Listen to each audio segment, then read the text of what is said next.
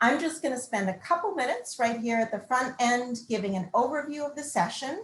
Then we're going to do a quick pulse check and get a sense of who's in the room. There'll be 3 quick polls that we're asking you to respond to, just so you have a sense of who's in the room with you.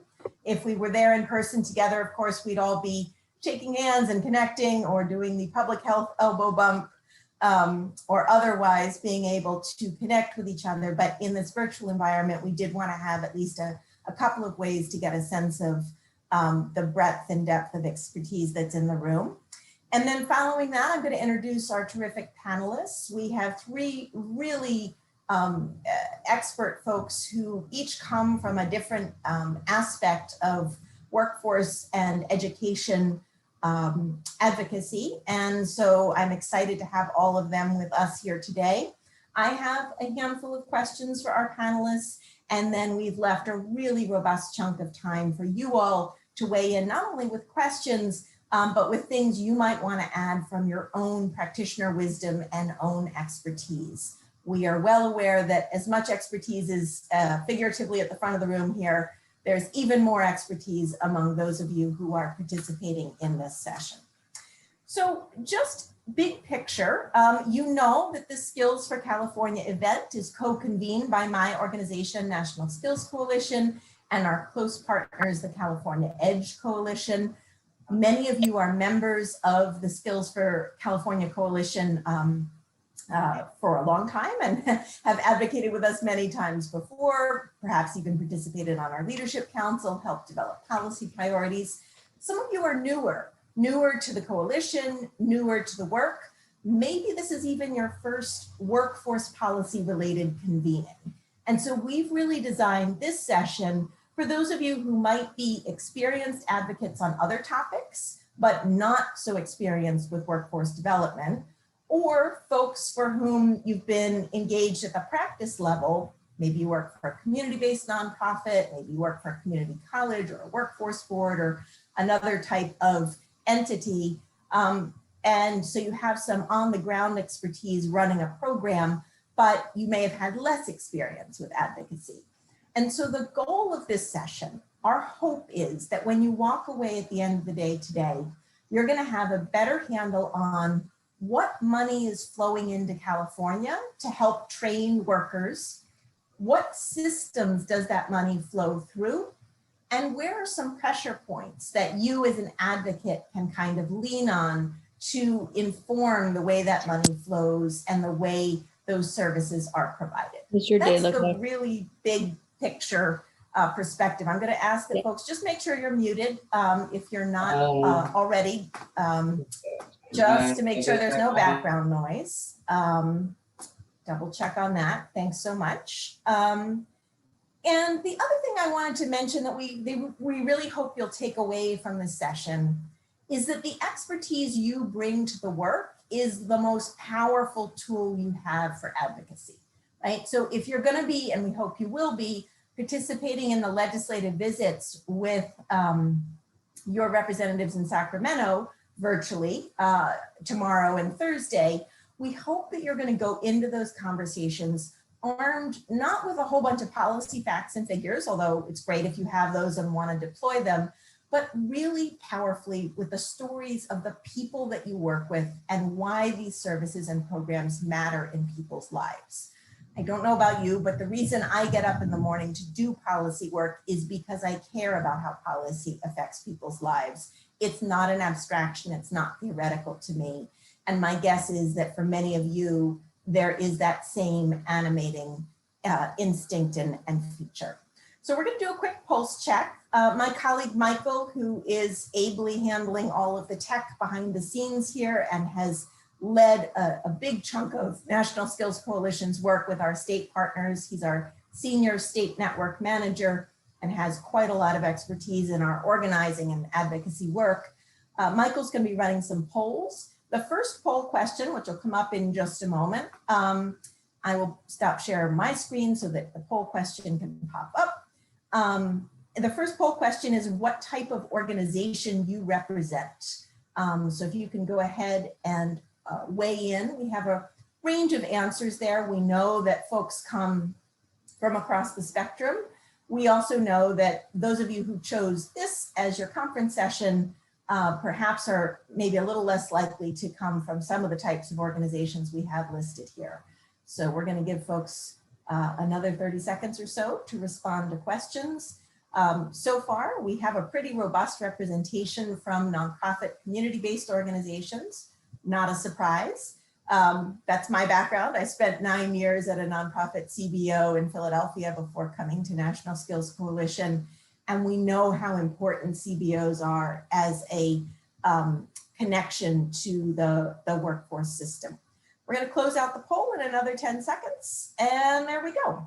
So we see that half of you are coming from community-based organizations. There's other representation from chambers and labor unions, adult education providers, immigrant advocacy organizations, and others. So that gives you a little bit of a sense of the type of organizations that your fellow panelists or your fellow attendees are coming from. The next poll question, this is not a test. This is really just to help us get a sense of the room. We're going to ask which workforce funding streams you're most familiar with. There will be no quizzes. This is just helping us get a sense of the room in terms of who has expertise and experience working with the different funding streams that can support adult education and workforce development services. And of course, there are even more than are on this list here, but we've kind of grabbed this list as some of the high profile focal points. So we'll go ahead and give folks another 30 seconds. So far, 3/4 of you are familiar with the Workforce Innovation and Opportunity Act, WIOA. Many more are familiar with the other programs here. So we'll just give folks another 10 seconds and then we'll close out the poll. Okay. So I want to give a special shout out to the 20% of you who say you are familiar with none of these because this is a new area for you. My guess is that you're bringing other expertise to the floor here, perhaps other issue areas where you've worked or you are new to the field, but we are delighted to have you. And don't worry, you absolutely do not need to be an expert in any of these in order to participate in the lobby days that are happening later this week and to really get a lot from the Skills for California Summit. I want to give another shout out as well to the fact that we have good representation of folks who are familiar with the adult education program in California, as well as SNAP employment and training in CalFresh. So you can see the rest of the results spelled out here. And then we have one last poll for you. Again, this is really just to help us as presenters and panelists get a sense of who's in the room with us. So we're going to ask you to answer the question, how much experience you have in advocating for workforce development. So obviously one of these questions sort of refers to the before times. We know that if you don't live in Sacramento, you're probably not journeying around the state right now. But we know that many of you may have in the past gone in person to engage in advocacy either at the state or the federal level. So I will give folks another 30 seconds to respond to this poll, and then that'll be at the end of our opening poll section here.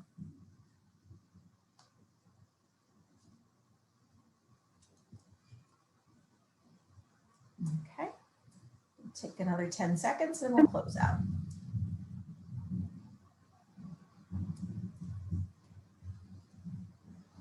Okay, we're going to go ahead and close out here, and we see that the majority of you are relatively early in your learning curve for this process. Congratulations, you are in exactly the right session. This is exactly who we hoped would be in the room, and so it's fabulous that you have made your way here today. For those of you who have a little more advocacy experience, we think you'll still get a lot out of the session. Thanks to all of you for taking a few minutes to respond to these poll questions here. So I do want to give a little background about this amazing set of panelists that we have, and out of respect for their time and yours, I have not, I'm going to make sure that the full screen version of the slide is up here. I'm not going to read you long bios. Please trust me when I say that these folks are really accomplished and they bring a lot of expertise to the table, but in respect for everybody's time, I'm not going to read long bios. Bob Lanter from the California Workforce Association, Tim Aldinger from the Foundation for California Community Colleges, and Terri Feeley, who's a longtime consultant on workforce development issues, each bring particular expertise related to the workforce system, to workforce development kind of writ large, and community colleges in particular. And again, what I'm hoping you're going to walk away with at the end of the day today is some clarity about what are the major funding streams that support workforce development and how they flow in California, and how can you best connect the dots in your advocacy to help policymakers understand the work you do on the ground and why it's so important that they're investing in the policies that allow you to do that work and to serve people. It has been a really hard pandemic year. People have been out of work, people have been furloughed, people have been called back to work as essential workers under incredibly difficult circumstances. And those of us who are engaged in workforce development and adult education have been trying to build the plane while flying it, right? We've been shifting to providing virtual or online services. We've been responding to immediate crisis needs among the job seekers that we serve in terms of helping folks get emergency access to broadband or emergency childcare assistance or even food or housing assistance. At the same time as people's workplaces have been changing under their feet, right? National Skills Coalition has done quite a lot of research in the past 18 months on the explosive growth of digital skills for everyone from construction workers to home health aides to you name it. And workforce development is a big piece of the puzzle in making sure that workers can get the upskilling they need to stay in their jobs, even as those jobs are kind of changing under their feet. So that's another piece of the story that we think about when we think about why this work is important, why the work you're doing on the ground is important, and why our representatives in Sacramento really need to be hearing from you directly about this work. So I'm going to start with Terri. And Terri, you know, we've just seen the poll results. There's a lot of folks in the room for whom this is a relatively new area of work for them. So broadly speaking, can you talk about what do we mean when we say the workforce development system? Thank you, Amanda. And I'm so happy to be here today, and I'm so happy to be here with all of you all. I am a longtime, several decades attendee of the Skills Summit in Washington, D.C., and couldn't have been more thrilled when we got our own local California version of it a few years back. And so I'm so happy that we're all together and going to Sacramento tomorrow virtually to advocate on behalf of our state's workers and businesses. So maybe I'll start just by saying that there really is no definition to the workforce development system. And so it's pretty important, I think, whenever that term actually comes up in conversation to try and get some clarity about what the individual who's using that term is referencing when they talk about the system. And in fact, you know, as a bit of a caveat, I'll just say that I often say system in air quotes, and I'll try not to do that throughout the session today. But, you know, I guess I want all of you to realize that a big part of what we're advocating for is for the various players to behave more like a coordinated system.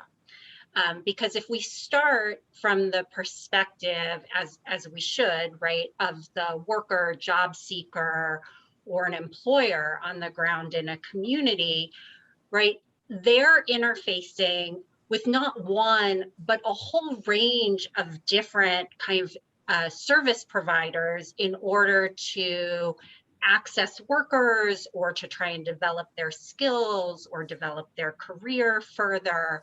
And so, you know, you might be an individual who's receiving CalWorks, but you're taking a class at the community college, or you're someone who has recently returned from incarceration and you were referred by your probation officer to a community-based job training program, or maybe you're a worker who feels like you've been stuck in like a dead-end sort of job and you're trying to go to an AJC to find out like what sort of opportunities there are in your community and what skills you bring to the table that could be valued by employers, and where you need to bolster your skill set. Unfortunately, not all those players talk to each other all of the time. But when most of us talk about system, we're talking about the funding sources, the policymakers, the oversight agencies, for all of those different kind of entree points. So whether those be at the federal level or at the state level, and then of course at the local level, maybe a little bit closer to where you guys are engaging on a daily basis. So Michael, do you mind going to the blue Padlet slide first, just so we can almost get that one out of the way? So this slide is an attempt by some colleagues that I'm working with the Worker Equity Initiative in order to try and like map out the different federal and state entities that are involved in and investing in workforce. It's totally overwhelming. And we're not going to spend much time on it, or almost any time on it today, but we will share in the chat the link to the Padlet that was used in order to do that, so you could spend more time perusing it at your leisure for kind of the big picture. Given the work that we're doing here in Sacramento, maybe just focusing on the at the state level on those entities that are kind of the most significant players in the system. So Michael, if you could go to the other slide with more of the gold background. Great. And so this slide, much simpler, hopefully, also put together by some of my colleagues with the Worker Equity Initiative, and is really just intended to give you a sense. It's kind of a summary of the state slice from that much more complicated slide.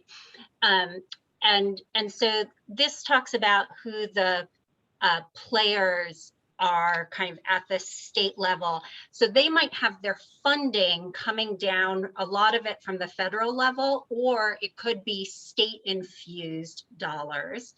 But just to give you a sense, so we've got kind of the community colleges, and obviously Tim will talk a lot more about that, but kind of in that biggest box, we have some of the community college spearheaded initiatives in the workforce arena. And so that's like the apprenticeship initiative, strong workforce, the community colleges, economic and workforce development, departments, the apportionments for workforce education and training. Then we also have the Department of Social Services. So this is usually a lot of the funding that's coming down from the Federal Human Services Agency, and relative to employment and training, it's usually focused on the individuals who are receiving public benefits. And so that's most likely going to be CalWorks, which is our state version of TANF, and then CalFresh, which is our state version of SNAP, and specifically the employment and training components of both of those. You see community colleges on here again. That's why it's so great that we have Tim around the table today. But so community colleges and the California Department of Education, they jointly administer some programs as well. And so that includes some of the investments in adult education, some of the capital investments in workforce through the Perkins funding stream, and then also building the skills of individuals who are in correctional facilities. And then we have the California Department of Corrections and Rehabilitation. And so As some of you may be aware, they're actually have programs and investments that they're making both in folks during incarceration, but then also as they're transitioning back into community. The Department of Rehabilitation, and specifically the VOC Rehabilitation Department, which focuses on individuals with disabilities. And then, of course, we have the Labor and Workforce Development Agency. That's oftentimes the slice that folks I work with are the most familiar with. And Bob brings so much expertise to the table around that. But so LWDA has a number of workforce investments that includes the WIOA dollars that Minnie mentioned, but also the funds flowing through the California Workforce Development Board. And then here in California, the Employment Training Panel, which is something that not only a portion of states have. All of them who have it kind of copied it from California, but those are some state-only resources that get invested in workforce development, largely, though not exclusively, for incumbent workers. So just wanted to give you a little bit of that sense of who the primary agencies are here at the state level and kind of what the relative scale of investment is. The last thing I'll just say before wrapping up is there are kind of two big funding sources that aren't represented here, but I certainly like to think of as part of the system because certainly they have a huge impact on job seekers and workers. And so that is the financial aid system for higher education. And of course, here in California, we have our own state financial aid system in addition to the federal dollars. And then also business investments in developing their own workforce as well. And so I think they're important to think of too, as we talk about this. So I'll end there. And happy to answer questions as we continue with the discussion. Thank you, Terri. I gave you the biggest chunk of eating the elephant here, and you did such an amazing job with it. I'm going to encourage folks to weigh in the chat. If there's a piece of the elephant that you're most familiar with or a program that you're running, just so you can get a sense of your peers in the room, feel free to just flag, hey, we run a CalFresh program, or hey, we run an apprenticeship program. But we're going to move on now, and I'm going to go to you, Bob. There's an awful lot of players, as we just saw, in the system that, as Terri says, should more often be called a system in quotation marks. Some of the biggest ones are part of state government. So can you talk about the differences at a kind of big picture level between the role of the Employment Development Department, or EDD, and the role of the California Workforce Development Board, the state workforce board, when it comes to workforce development?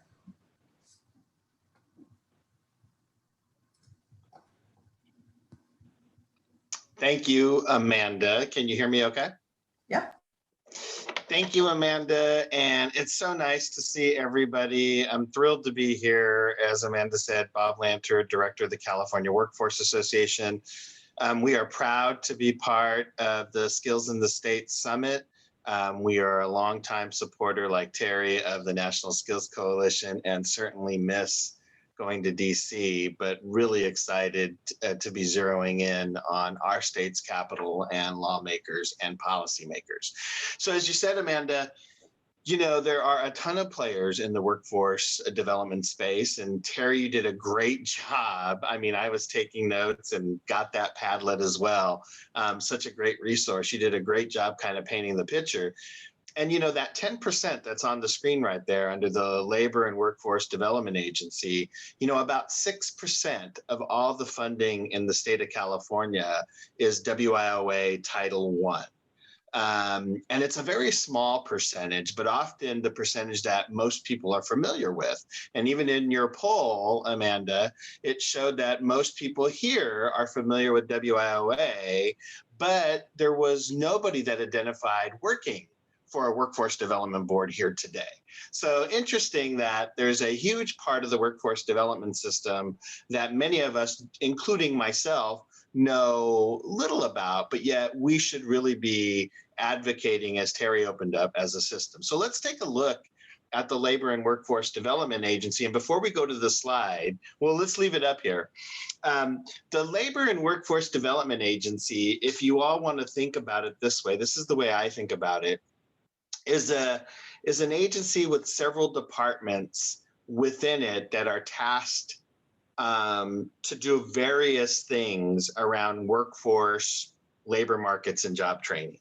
And in that department, the Labor and Workforce Development Agency, you have organizations like the Department of Industrial Relations, and they make sure that people are upholding safety standards. They also ensure the implementation of our apprenticeship system in the state of California. We also have the Employment Training Panel that Terri mentioned within the Labor and Workforce Development Agency, and they focus on really supporting incumbent workers in the state of California and employers.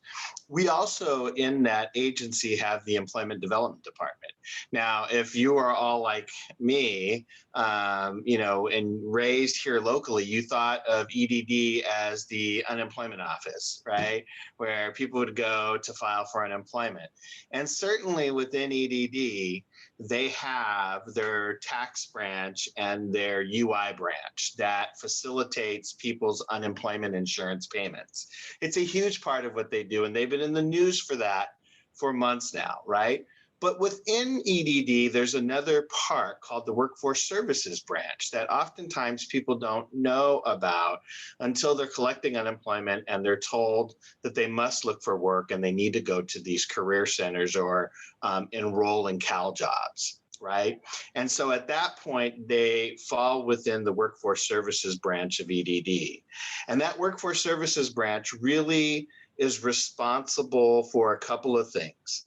They are responsible for the implementation of WIOA in the state of California, particularly Title I and Title III. The State Workforce Board, which is yet another department within the labor agency, often referred to as CWDB, the California Workforce Development Board, they are responsible for workforce policy setting. So they have a board of directors similar to the 45 local workforce boards in the state. They have a board of directors that's made up of the majority from the private sector, the rest from state and government, community-based organizations, labor. And they really work to set policy for the use of the dollars that come into the labor agency around workforce development. Now, it gets a little confusing because in California, unlike a lot of states, our labor agency brings in a lot of funding with the state budget that goes to the California Workforce Development Board, and they set policy and do grant making that is a little different in our state than in a lot of states. So in California, we've got EDD kind of overseeing Title I, Title III, and the compliance issues with those. And then we have the state board that oversees the policy development, and they work in tandem. Now the slide, I'll just wrap this up here. The slide that's on the screen, we thought it was really important to show you. Most people don't really understand the nuances of even how the WIOA money flows into the state, but you can see that Congress appropriates the money. It comes in the three funding streams: adult, dislocated worker, and youth. The Secretary of Labor holds back 20% of the money nationally. And with that reserve, you see things like the American Apprenticeship Initiative. You see direct grants that are, or the National Dislocated Worker grants for emergencies, national disasters. So DOL distributes the money to state agencies via formula, and then that then is distributed within state via a formula. And in all instances, that formula must have 80% of the funding for adult, youth, and 85% of the funding for adult, youth, and dislocated worker go locally. That 15% is set aside, the remaining 15% is set aside for the governor's discretion And in California, that money comes to the field in the form of the Workforce Accelerator grants. It comes in the form of the regional plan implementation money. You'll see that last bucket down there that says 25% state dislocated worker. In California, we take 25% of the dislocated worker money and we divide it in half. Half goes to rapid response, which is the function that local workforce boards use to support individuals who have been laid off and gets them enrolled and gets their benefits engaged. And the other half of that money is set aside for significant disruptions in labor markets, huge plant closures, fires, those kind of things. So that's the way the money breaks down in California. And so you'll often hear us talk about governor's discretionary money, and then you'll see that 85% goes to the locals through formula funding. So I hope I didn't confuse everybody more, but you can see where your advocacy goes. Not only does it need to go to the legislature, but it needs to go to the administration, and the labor agency is a really great place.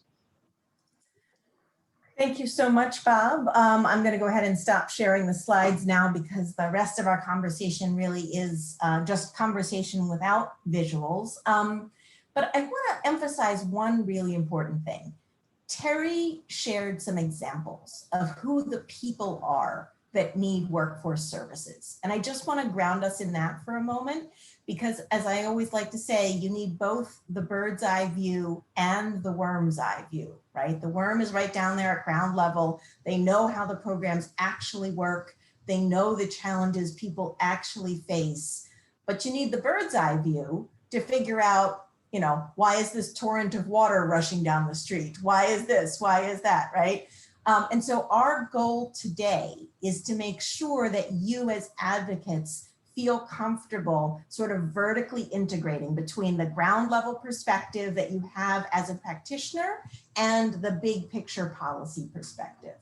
And so we're not meaning to try to have you memorize funding formulas or even memorize specific pieces of legislation. We are meaning to have you feel like you're taking ownership of this big picture view. This is the flow of money and policies in our state. This is the flow of people and services.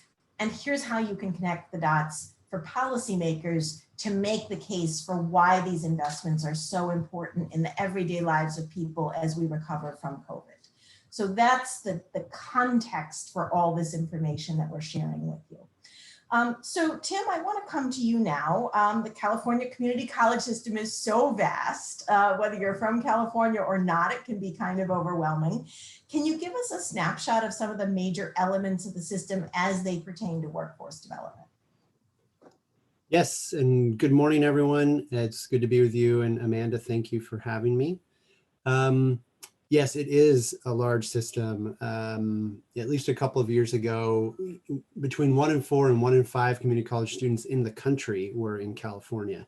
So it is a large system, usually somewhere between 2 and 2.5 million students.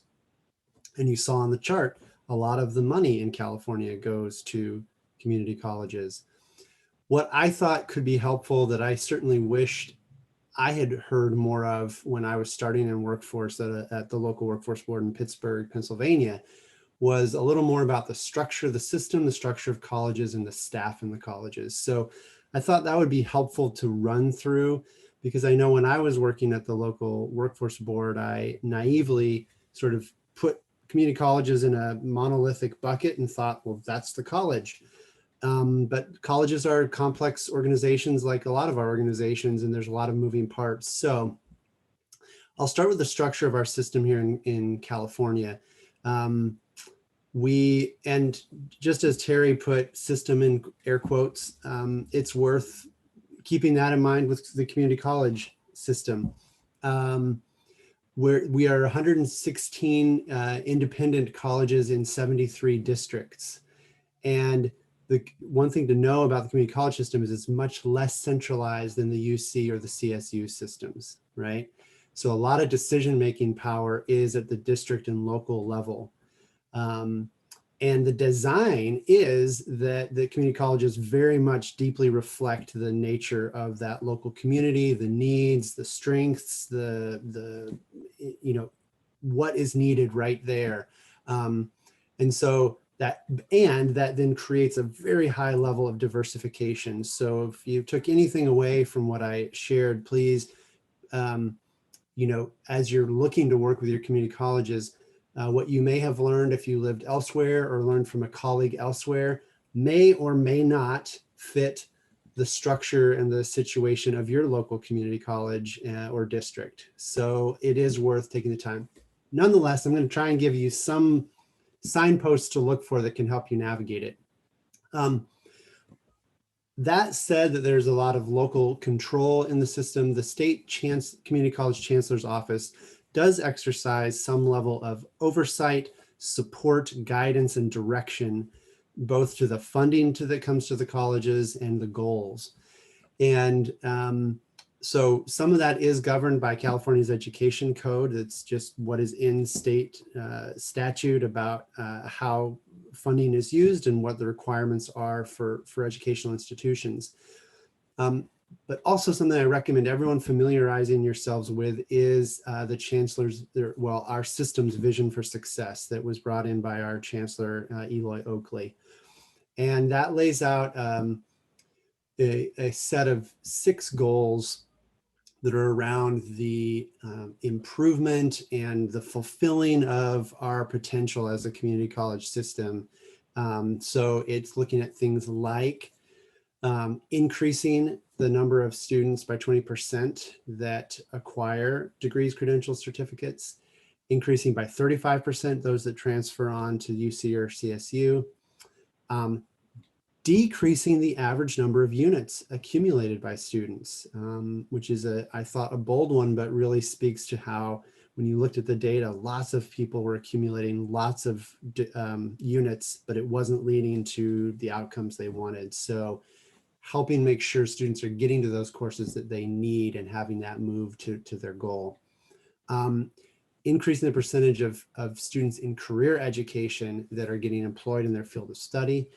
Reducing equity gaps. That is a central thread for the community college system and certainly for the vision for success. But through ensuring that those equity gaps are reduced and eventually eliminated among traditionally underrepresented student groups. And then also looking at addressing equity gaps across the regions of California, and in particular, the Inland Empire, the Central Valley, and the far north. So I did want to go through those. Those are very important to the system. And when you are meeting with individuals at your community colleges, most likely there is some level of the of what is guiding them connected back to that vision for success. Now, if we look at the structure of colleges, it's worth noting that a big and often the largest part of the colleges is the general academics and the part of the college that is focused on that transition into the UC and the CSU or private four-year institutions. So sometimes that's called the academic side of the house or the transfer side of the house. And then there's also then the career education, or what's often traditionally called CTE, part of the house, which is often smaller. And then there's also community education and not for credit. And I'll come back to that in a moment. But especially for workforce education, it's worth noting. So career education, as it's called here in California, it does focus generally on 11 industry sectors. I won't go through all those, but the ones you're most likely most familiar with. But there's actually 200 programs across all the colleges that feed into those sectors in some way or another. And you know, students can find those, enroll in those, and they are often have some work-based learning components to them, often have embedded in them some sort of industry recognized credential in addition to an associate's degree or some other kind of credential that demonstrates that learning. One thing worth noting though too is there's the credit, there's non-credit, and I won't even totally get into that because it is confusing, but non-credit is essentially where you aren't paying, you can audit the course, you get a pass-fail, and there's lots of complexity and many things around that. We won't get into that, or I won't be fully qualified to get into that. But another piece that is confusing, has always been for me, is not for credit, which is different than non-credit. But Terry and Bob mentioned the employment training panel. And the reason I bring that up is the employment training panel is funded through taxes that private businesses pay, and that seeds a fund that the employment training panel, which is a state agency, then administers.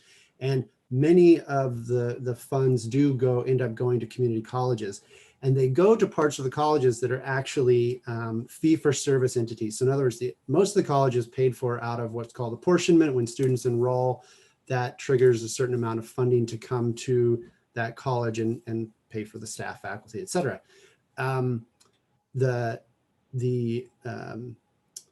not for credit, or what's often called contract education, often does get funding from the employment training panel, and then is directly working with businesses to say, what do you need? What are your skills? We can do occupational analyses, skill analyses, and we'll turn out education for you. And again, it is right, often, almost always, in this case, is with incumbent workers to upskill, address technological changes in the market, et cetera. One of the benefits of this, especially for workforce, is that it doesn't have to go through the longer process of getting curriculum approval, which is a significant undertaking in any college, and certainly here in California too.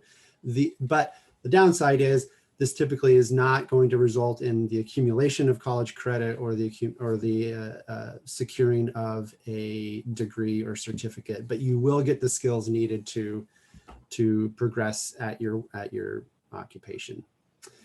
So, and then lastly, just as you're working with your college or getting to know them or your district, it's worth noting just a little bit about the staffing of colleges.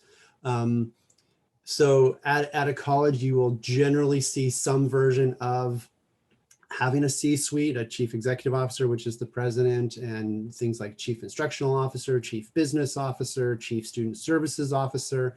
You may here and there see a chief workforce development officer. More likely, you'll see a VP of workforce and economic development. And in some colleges, you have VPs and not C-suite, and some you have both, et cetera. But you will often have someone looking over all career education, other workforce initiatives, and economic development. Then below there, you have a level called dean, and those are often kind of like department heads related to certain academic areas or the industry or occupational pathways I mentioned earlier. And so you'll have deans of career education, or sometimes deans of specific industry sectors and pathways. Then you have faculty who are actually doing the teaching of all the different offerings that the college has. And then you have staff. And so especially around workforce development, you will often, colleges have career centers. They'll have internship offices, often called work experience programs. You'll have career counselors. Oftentimes those are the counselor to student ratio is crazy. It's 1 to 1,000, 1 to 10,000. It's tough to have them do that, but they are often the staff connected to workforce development and the cultivation of skills and career trajectory. And that's often places where interface with those other systems like the Department of Rehabilitation, California Department of Social Services, CalWorks, et cetera, can feed in and have co-located offices. And some colleges do have America Job Centers of California co-located at them as well. And then lastly, one group to have on your radar as you're navigating the system is regional consortia.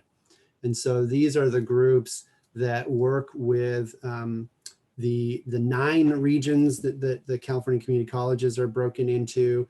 And their function is to provide a level of strategic alignment and decision making and partnering across the colleges that are in those regions, ideally, and often is the case now with the workforce development system and different parts of it as were described. And look at things like funding that comes down. Often funding comes down and a slice of it is regional, a slice of it goes to individual colleges. So they make decisions about that regional funding, special initiatives. They even do some level of approving of curriculum so that we don't have an oversaturation of certain programs feeding certain industries if we know that the demand is not there. And then what you'll see right now, and actually what's out on the sort of available. It's available to community colleges, but is a new RFP for these regional consortia to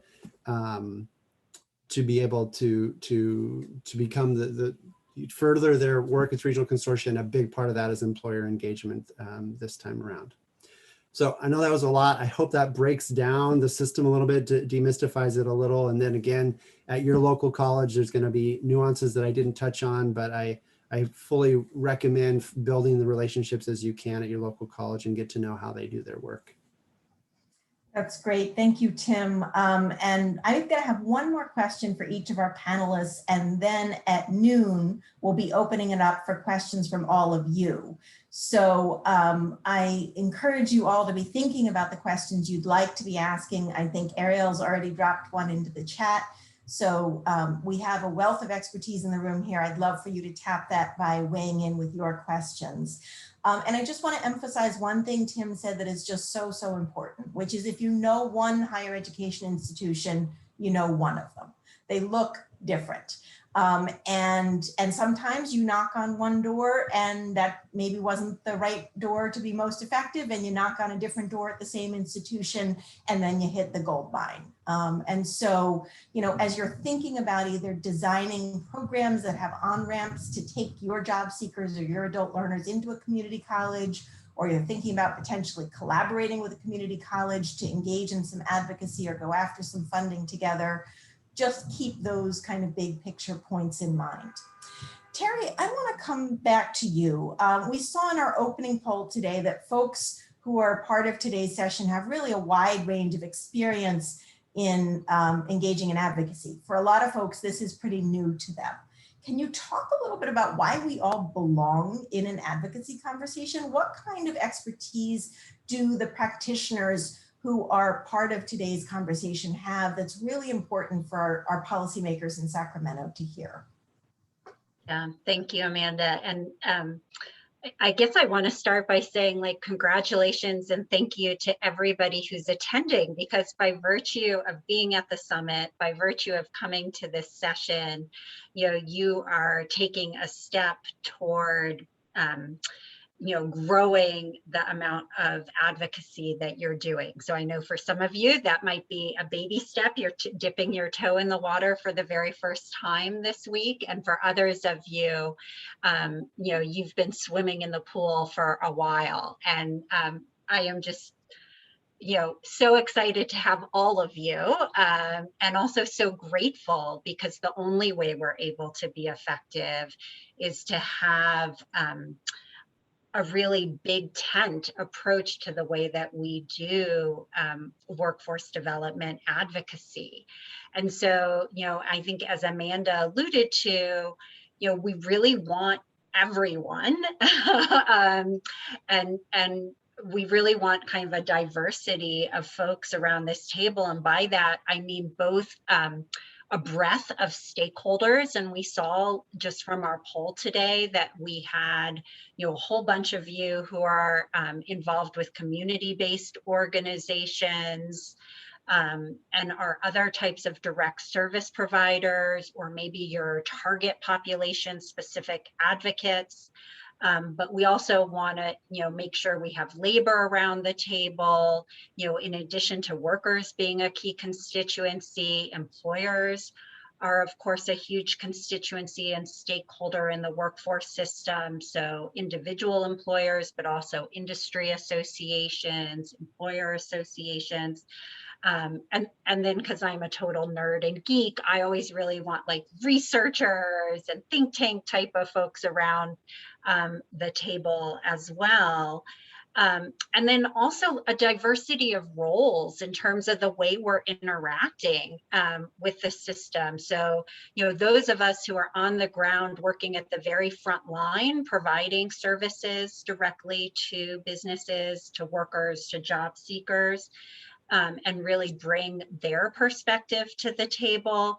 Those of us who might be more at kind of administering level within a service providing agency or part of a workforce partnership, but we might be the ones who are kind of administering and reporting on public funding and kind of live and breathe the rules that have been imposed on us through it.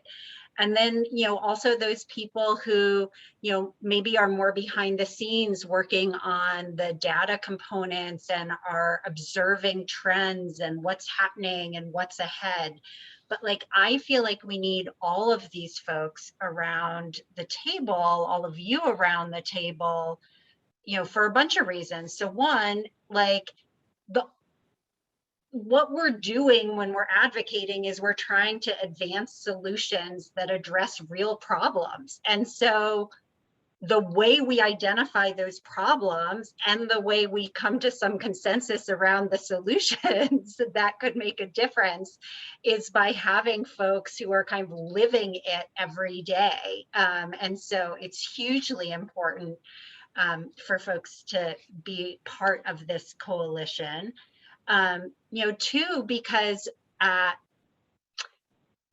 the greater the diversity in terms of who's around, part of our advocacy of the coalition, the more likely we are to be able to engage policymakers who come from different perspectives, political persuasions, etc. So there might be some policymakers who don't want to speak to hard on our sleeve Terri, but are thrilled to speak with someone else who brings a much more data-oriented lens, or hearing from their local chamber of commerce is what's going to make the difference to them. And then third, we need all of us involved because we're the ones who can convey the importance, really the urgency of the work that we're doing to policymakers. How important it is that, they spend the time and the energy to try and get this right. And frankly, the very detrimental impact that it can have on workers, businesses, communities, if we're not getting it right. And being able to tell those stories from the front lines about what that looks like. Now, I don't want to focus on the negative. We also need to tell the success stories as well.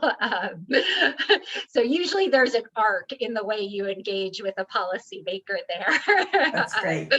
So thanks, Terri. But I really hope that, again, that all of you feel welcome to this coalition and feel empowered going into the conversation tomorrow from whatever viewpoint, perspective, role that you play, and realize that policymakers really need you and that expertise that you bring in order to be able to do their job.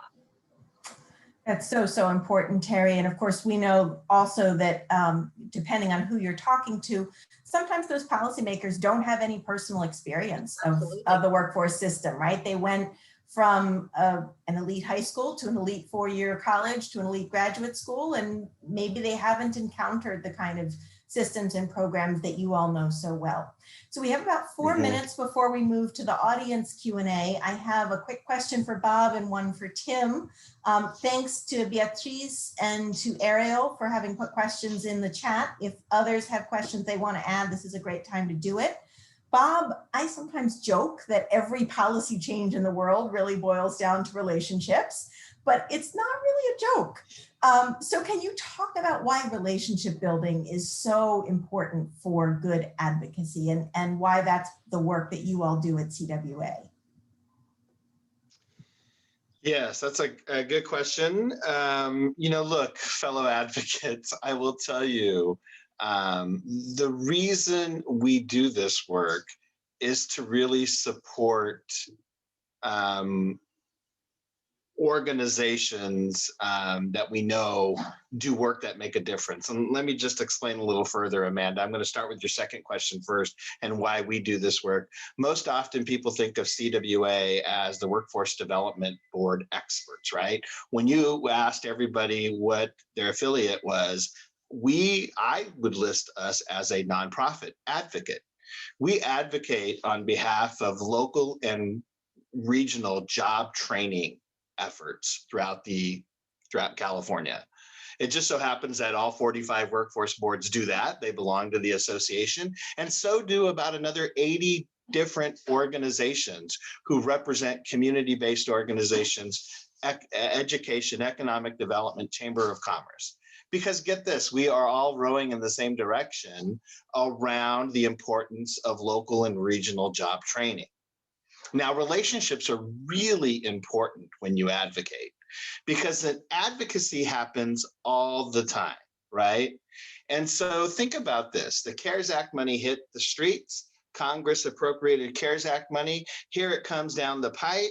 And look, none of our members received direct funding from the CARES Act distribution. None of our members were city or county governments, right? Now, our members had to go to those city and county governments and position themselves to be an answer to some of the solutions and the problems that the CARES Act money was being brought to bear. You don't want to be at a time and a place where you don't know who's in charge of the money and they don't know your name or what you do or what your organization does when the money comes. You want to be in a place where you have a relationship built, the people in charge know what you do, the value that your organization brings to the ecosystem, in this case, the workforce system, so that when the money comes, you're able to be there to be part of the solution. Your advocacy work is much easier at that point because you've already spent the due diligence in building the relationships. You must always do meet and greets. You must always check in, and you must always tell the story of the good work that you're doing. Like Terri said, it can't always be about a complaint or an ask. You have to build that long-term relationship. Amanda? That's wonderful. Thanks so much, Bob. And we are appreciative of the ways in which CWA helps so many folks around the state build those relationships. Tim, a lot of the folks who are attending today's event are going to be having those meetings with policymakers tomorrow and Thursday. They're going to be advocating on some specific policy issues around apprenticeship, CalFresh, ENT. What have you learned on those issues from some of the efforts that are happening in the community colleges? Yes, real quick. I know we're a little over time. I think to have on your radar, we, obviously this past year has upended everything. But before the pandemic, and still generally, the sense is that the governor still has quite a priority on apprenticeship. Bob or Terri, if you've heard otherwise, do let me know. But there were still some very ambitious numbers put out there, and still, and even in this upcoming budget, you will see that. So to the extent you are involved, considering involvement, wanting to get connected in that strategy of workforce development, that is one that continues to be have political support. And just in terms of the relationships, like Bob was just talking about, you'll likely be speaking with our political representatives, but also to know that we have and it was in one of the charts, there's the California Apprenticeship Council, which looks at and has been longstanding looking at the more traditional apprenticeships in the trades. There's also the IACA, the interagency coordinating entity, which is new and looking at apprenticeships outside of those. And it's worth being familiar with the conversations they're having and being aware of ways in which the goals of expanding and enhancing apprenticeship into new industries, as well as bringing new people in that are underrepresented in traditional apprenticeships is an important thing to be familiar with. My team is part of the group that supports the California Apprenticeship Initiative and has spent a lot of time getting to know that. I would also say, and this is a little bit more on the federal level, but worth noting, on SNAP E&T, there's been a lot of changes in that space, as I'm sure many of you know better than me. But one of the services we provide is called Fresh Success, where we work with local counties and partners to help them really maximize their expansion and bringing down the 50-50 matching funds. And I know that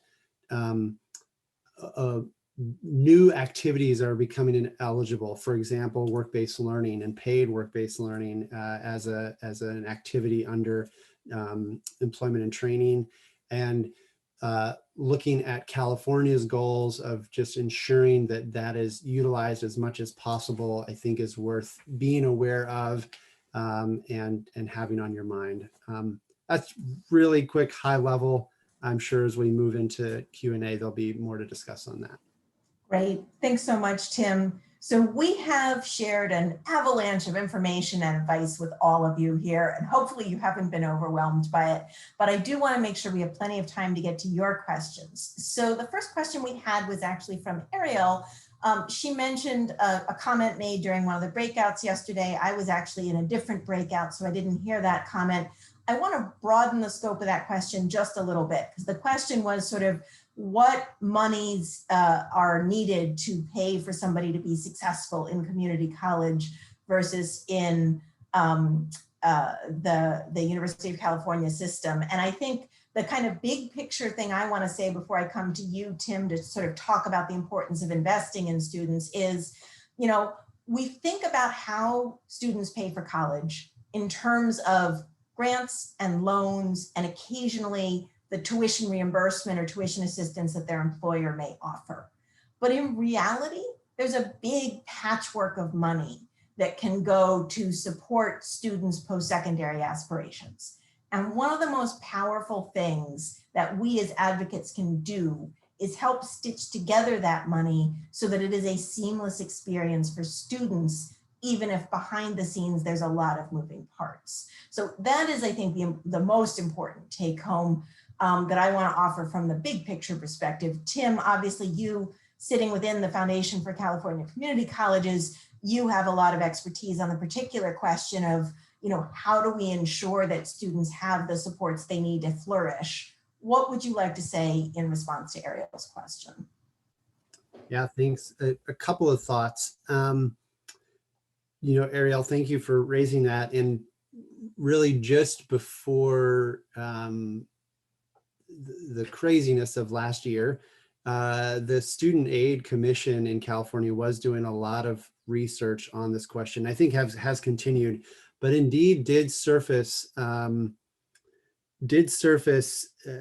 some findings that are worth noting. And just to bring it to the more specific thing that Ariel mentioned, when you look at the total cost of attendance, oftentimes community colleges, unfortunately, does come out more expensive than UC or CSU because of things like available student housing, the access to a wider range of student aid.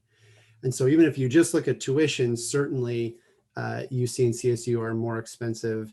And even the actual cost of them are more expensive, but what is available to community college students, their access to those resources, and then the multiple barriers that often are factors in their lives, it ends up being an issue. So to your point, Amanda, a couple of things. I do know that this is one of the top priorities of the Chancellor's Office is ongoing reform and financial aid. And I think a through line and something to be maybe on the tips of your tongues tomorrow is thinking holistically, right? That just being able to pay for tuition doesn't address things like childcare, transportation, housing, food, and the numbers continue to be really shocking. The number of students across all education sectors, but particularly in community college students, of individuals who are housing insecure, food insecure, transportation is an issue. And so I guess generally speaking, thinking about financial aid holistically is good. And then I would say, tying back a little bit to apprenticeship, the more that, and especially given this time of big economic changes and opportunities to think in new ways, you know, how can we have more and closer connection between what someone is learning and work, and have those really connected so that there's not a trade-off between I can either have my job or go to college, but that those are connected. That's certainly part of the goal of Calbright College. I know that's a controversial group to bring up these days. But I do want to say the goal of Calbright is to have an access to learning that is skills-based, asynchronous, short spurts of learning that makes it accessible to folks that otherwise could never get off work, go to a bricks and mortar class for an hour in the middle of the day. And I think we have to keep moving in that direction.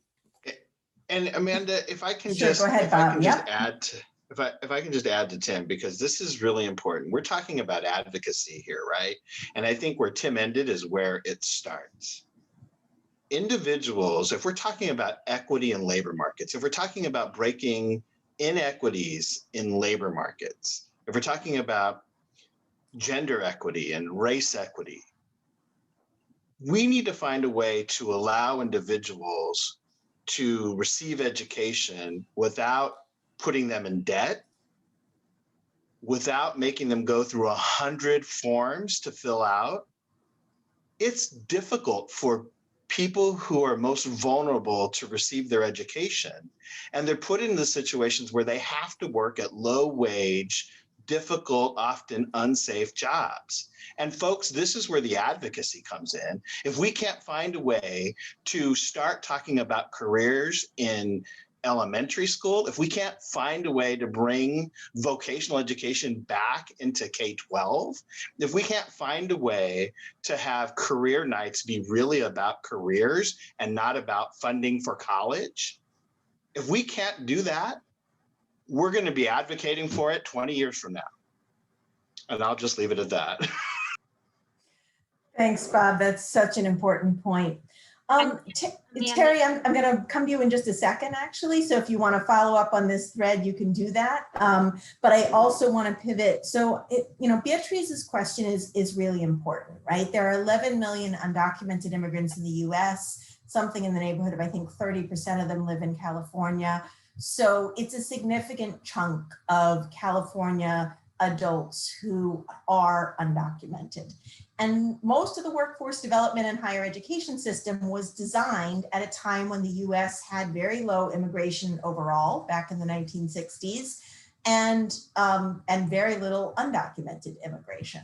And so the system is really not set up and not designed for people who are not documented. That doesn't mean that there aren't creative and interesting ways that folks on the ground have figured out how to serve those communities within the confines, but it is a real challenge. And so, Terri, I wanted to come to you to talk about sort of the bigger question of marginalized job seekers and how do we bend the system so it can better serve today's workers and not the ones that were imagined 50 years ago when the system was first, sort of contemplated.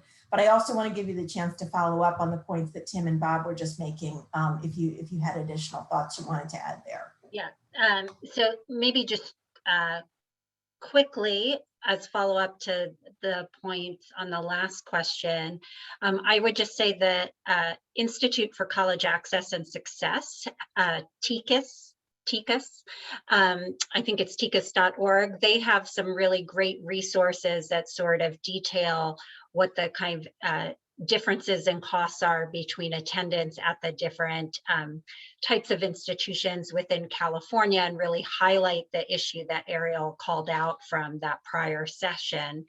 And I think, that issue also highlights a parallel kind of throughout all of workforce, which is the the need for wraparound, supportive, barrier removal sources, whatever we want to call it, in order to facilitate individuals' participation in workforce services. And so just as we sort of go back to the 50,000 foot level, I think thinking about engaging our policymakers around, the sort of how do we stabilize individuals so that they're able to participate in and be successful in workforce programming. And of course, as Tim and Bob brought up, one way to do that is to facilitate earn and learn opportunities.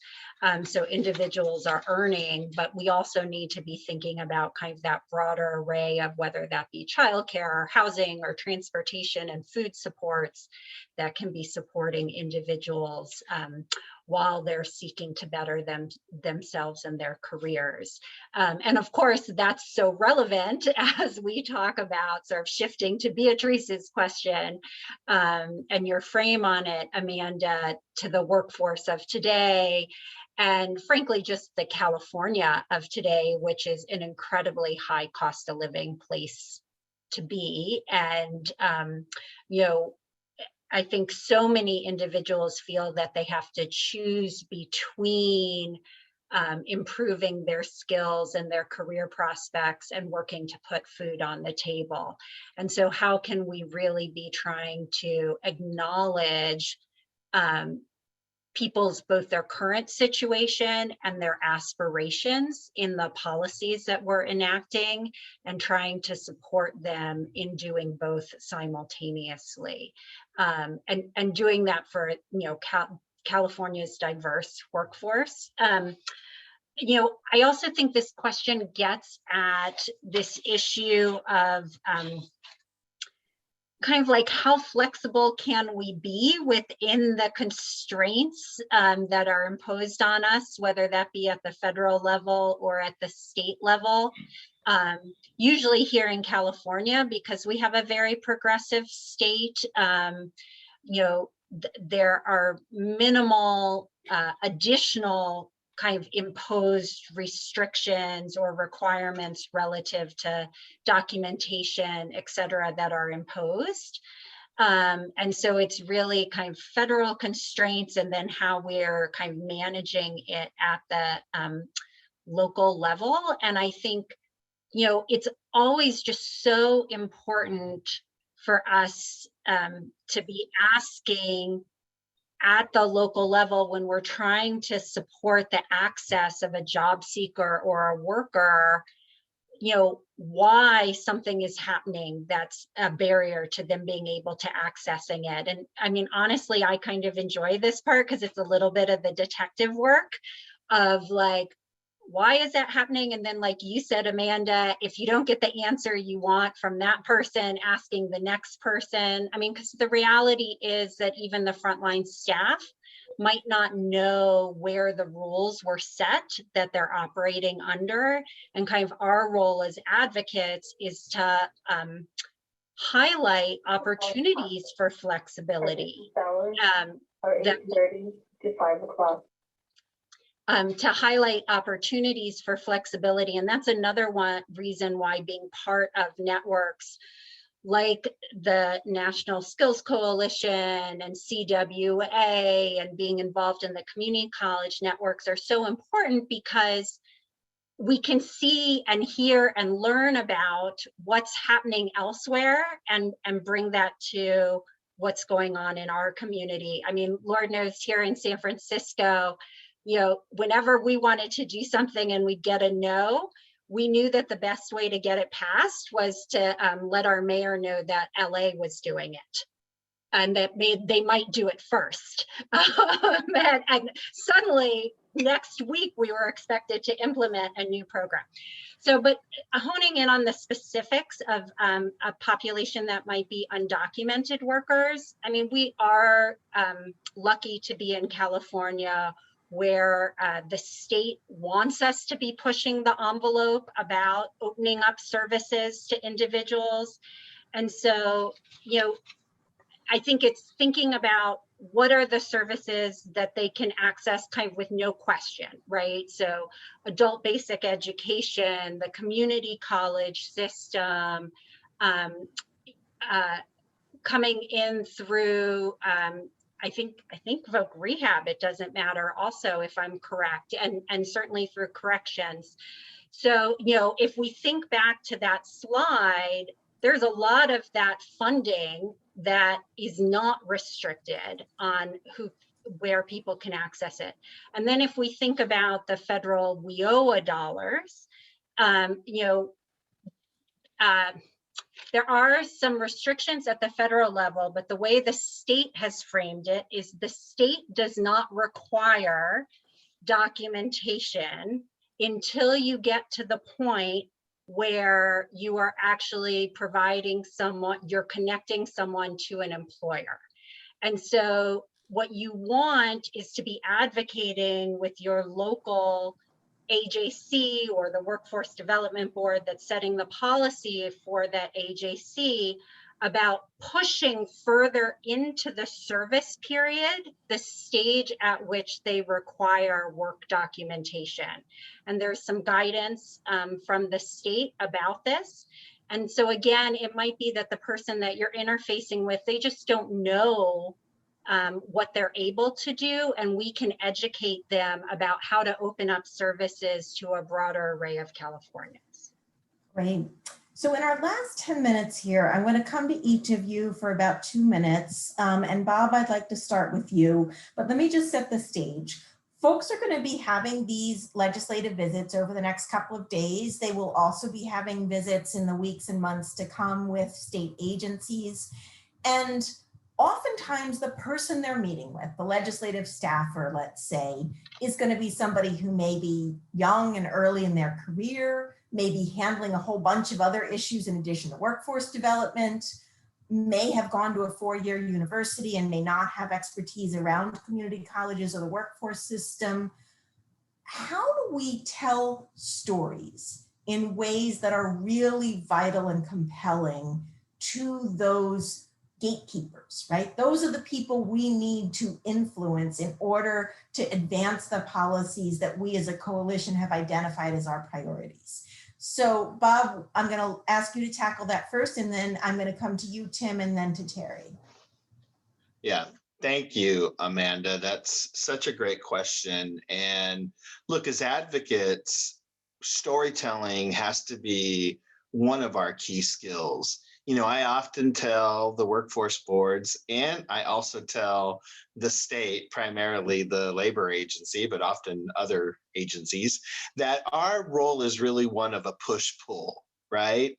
So we will pull the locals along to meet kind of the state's policy priorities, and we will push back on the state's policy priorities when we know it's not going to work for the locals, right? We're a push-pull.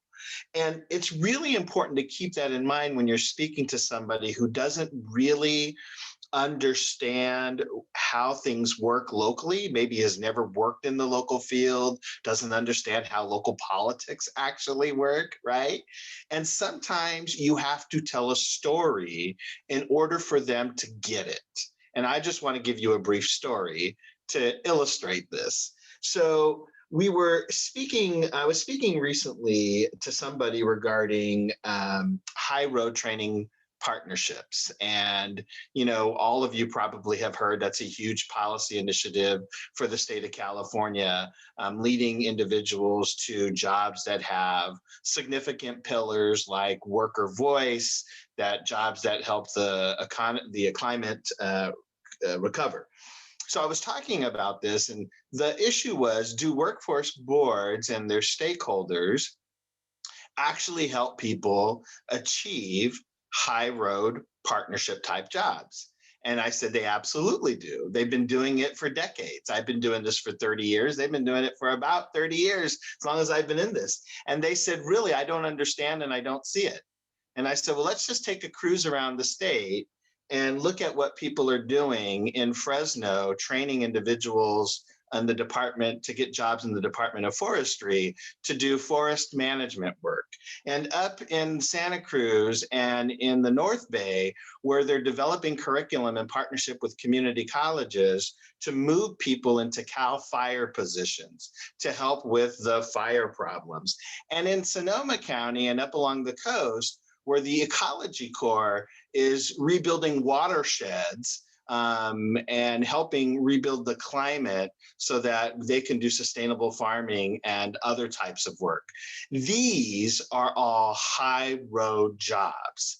And so in my conversation, that person went, can you put together like a research document and show us all of the quality job principles that workforce boards are doing? And I said, absolutely. So Amanda, that is the way we tell our stories. And that's the way we can get to policymakers. In the words of my grandmother, sometimes you got to hit somebody over the head with a 2x4 before they'll listen to you. I think that's such a powerful story, Bob, because it gets to why specifics are helpful, right? We can all say generically workforce training is important, but when you have a story about something connected to something like fire safety, that's such a visceral experience that people have lived, that is way more memorable. My colleague Katie Spiker likes to say, data makes you credible, stories make you memorable. And you really need both as advocates. So Tim, let me come to you for 2 minutes, and then Terry will come to you to wrap up. I honestly don't know what I can add to what you just said, Amanda, and you said, Bob. We are creatures of heads and hearts. And I think ensuring your message is touching on both of those. So data with a human face. And I think most of you here know that, but just to reiterate, I think that is about what I could add. Now I'll cede the rest to Terri. All right, thanks, Tim. And Terry, over to you. I guess, I mean, just building on what Tim said, I mean, my experience, whether it's around trying to engage employers in order to hire individuals from our workforce programs or in trying to engage policymakers, is they make their decision based on their heart and based on the story. But then you have to provide them with the data because they're not going to admit that they made the decision based on their heart.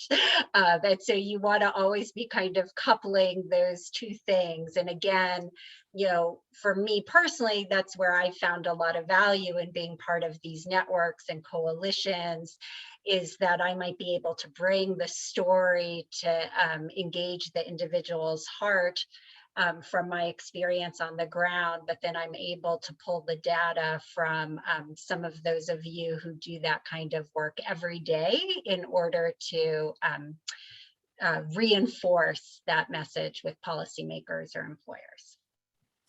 I think that's such an important point. And, you know, again, it's not just, we are not the only ones carrying the message, right? It is also individual workers and students themselves. And it's really important, I think, not to underestimate people. We often start with the deficit lens because we're trying to convince folks how urgently the services and the funding are needed. But people bring a lot of assets and expertise and ingenuity to the table. And I've often found that telling stories about how ingenious and creative people are is a powerful way to get in the door, but it's even more powerful when they themselves can tell their own stories. And I know that some of you are already doing quite a lot of work around worker voice and in supporting workers and students so that they can engage in advocacy firsthand themselves. And National Skills Coalition and Skills for California are going to continue to support that. So we've added some more resources in the chat here. If you haven't been flagging those as you go, I'm going to encourage you to do that. In the last couple of minutes here, I just want to reiterate, you have a 10-minute break. We're going to be reconvening in the main stage, the plenary area of the conference at 12:40 Pacific time. I'm going to put a link in the chat to the one-pager of policy priorities that you'll be hearing about for the legislative visits we're going to be doing tomorrow and Thursday, just so you have that handy. I know those of you who got your swag box in advance, you have the little printed schedule at a glance. You have all your other fun stuff, including hopefully your caramel corn that you've been able to enjoy and your selfie light that you have now been able to give yourself a more flattering Zoom lighting experience and all kinds of wonderful things. But we'll be reconvening again at 12:40 Pacific. I just hope that you'll all join me in thanking Bob and Tim and Terri, not just for their time today on the panel, but for the work that they're doing every day to really advance these priorities in California and to make sure that the everyday needs of people are not lost in the shuffle when we're just talking about these big abstract federal policies. Thank you all so much for joining us. We really appreciated your time, and we look forward to seeing you back here in about 10 minutes. Okay.